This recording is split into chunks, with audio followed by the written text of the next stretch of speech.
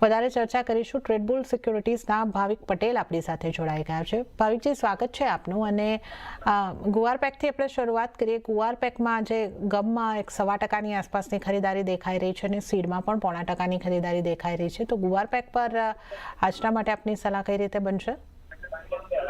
ગુવાર pack I think 2025 પછી મને લાગે છે કે 2026માં સારું એવું મૂવમેન્ટ જોવા મળી શકે છે। આપણે ઓલરેડી સીડની વાત કરીએ તો 4,800 થી 6,000 સુધીની એક રેલી જોવા મળી હતી। 2 દિવસ સારું એવું કરેક્શન જોવા મળ્યું છે। હવે લાગી રહ્યું છે કે પાછું 5,500નું બેઝ બનાય અને અહીંયાથી સીડ જે છે ફરીથી 6,000 સુધી લેવલ જોવા મળી શકે છે। તો કરંટ માર્કેટ પ્રાઇસથી સીડ 5,750ની આસપાસ બાઇંગ છે 6,000ના ટાર્ગેટથી અને 5,500 સ્ટોપ લોસ રાખી શકાય છે। સેમ આપણે ગમની વાત કરીએ તો ગમમાં પણ 10,400નો સપોર્ટ લઈ ચૂક્યો છે। હવે લાગી રહ્યું છે કે ફરીથી 11,500 સુધીનો લેવલ જોવા મળી શકે છે। તો અગેન અહીંયાથી બાઇંગની જે રિકમેન્ડેશન છે 10,500ના સ્ટોપ લોસ રાખી શકાય છે અને 11,400નો ટાર્ગેટ રાખી શકાય છે।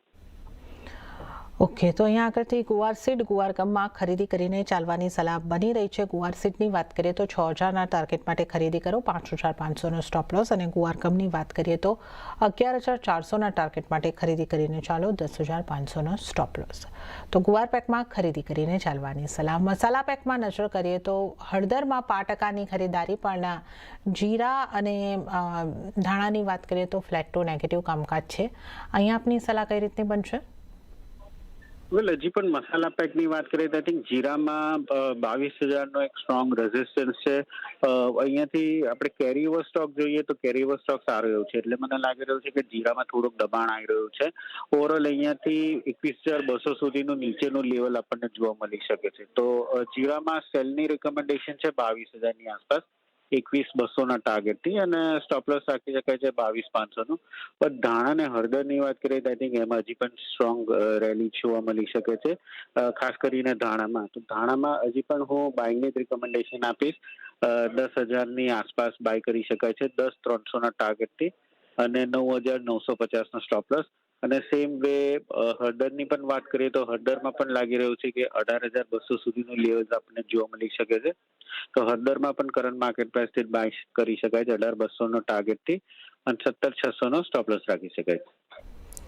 ઓકે, તો મસાલા પેકની જો આપણે વાત કરીએ તો ધાણા અને હળદરમાં ખરીદી કરીને ચાલવાની છે। ધાણાની જો આપણે વાત કરીએ તો 10,300ના ટાર્ગેટ અહીંયા આગળથી બની શકે છે અને હળદરની જો અહીંયા આગળથી આપણે વાત કરીએ તો 18,200ના ટાર્ગેટ અને 17,600નો સ્ટોપ લોસ તમારે ધ્યાને રાખીને ચાલવાનું રહેશે। તો આ મસાલા પેકમાંથી સલાહ બની રહી છે।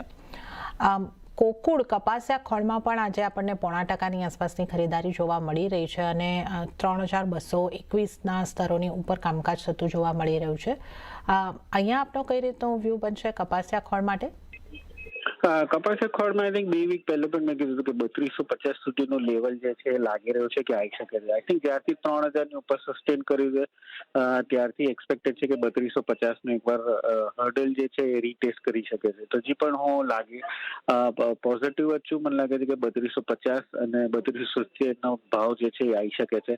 તો અહીંયાથી જ બાય કરવાની રિકમેન્ડેશન છે। 3200નો સ્ટોપ લોસ રાખી શકાય છે અને 1 થી 2 ટ્રેડિંગ સેશન માટે 3250 થી 3270નો ટાર્ગેટ રાખી શકાય છે।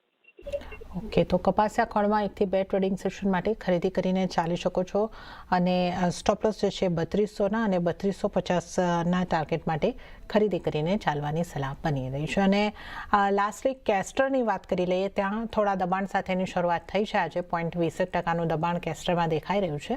અહીંયા આપ શું કરવું જોઈએ ભાવિકજી? કેસ્ટરમાં મને લાગે છે કે સેલિંગ પ્રેશર હજી પણ કન્ટિન્યુ રહી શકે છે। ઓલરેડી 7,100નો જે હાઈ છે મને લાગે છે કે આ સિઝનનો થઈ ચૂક્યો છે।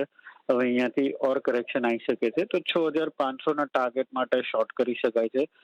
6,670નો સ્ટોપ લોસ રાખી શકાય। તો હજી પણ લાગી રહ્યું છે કે આગળ જતા કેસ્ટરમાં થોડુંક દબાણ આવી શકે છે।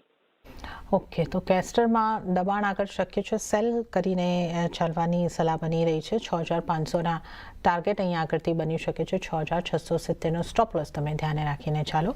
તો આપણે એરંડાની વાત કરીએ અને ત્યારે જ ભાવિકજી આપનો ખૂબ ખૂબ આભાર. આપ અમારી સાથે જોડાયા અને તમામ એગ્રી કોમોડિટીઝ અંગે સલાહ આપી. આપનો આભાર.